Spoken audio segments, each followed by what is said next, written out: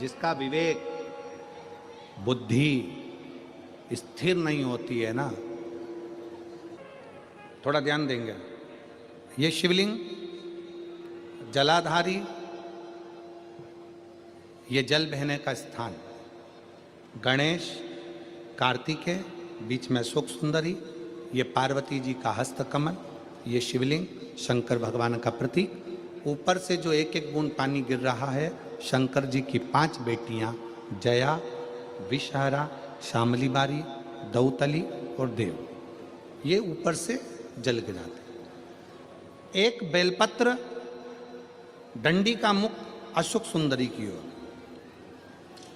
एक दुर्वा, डंडी का मुख अशोक सुंदरी की ओर,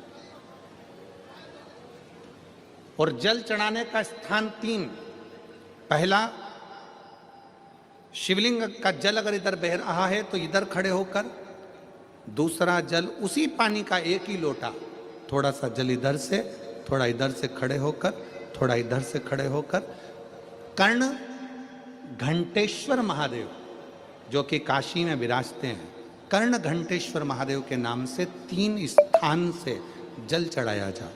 और वो जल का आचमन, जिसका मस्तिष्क काम ना करता हो, दिमाग काम ना करता हो, स्थिर ना रहता हो, मिर्गी के भी अगर दौरे आते हों तो उस जल का भाग उसको अवश्य दीजिए।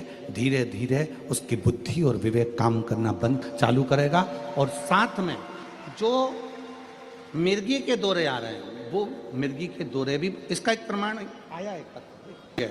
शंकर का शिवलिंग जलाधारी, जल बहने का स्थान, एक बेलपत्री जिसका डंडी का मुख जलधार बहने वाले स्थान पर हो, एक दुर्वा जिसका डंडी का भाग जल बहने वाले स्थान पर हो, कर्ण घंटेश्वर भगवान जो काशी में विराजते हैं।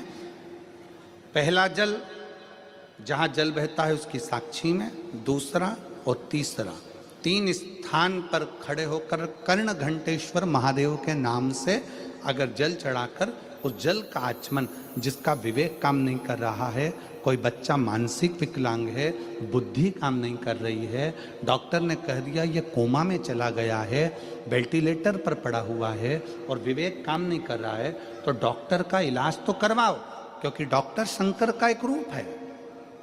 जो दवाई दे वो भी खिलाओ, पर साथ में कर्ण घंटेश्वर का जल भी, उसका नाम लेकर चढ़ाकर वो जल भी अगर उसको आचमन कराया जाएगा तो जल्दी से जल्दी विवेक काम करना प्रारंभ करेगा। और अगर मिर्गी का दौरा आ रहा होगा तो वो मिर्गी का दौरा धीरे धीरे बंद होता चलेगा। कर्ण घंटेश्वर महादेव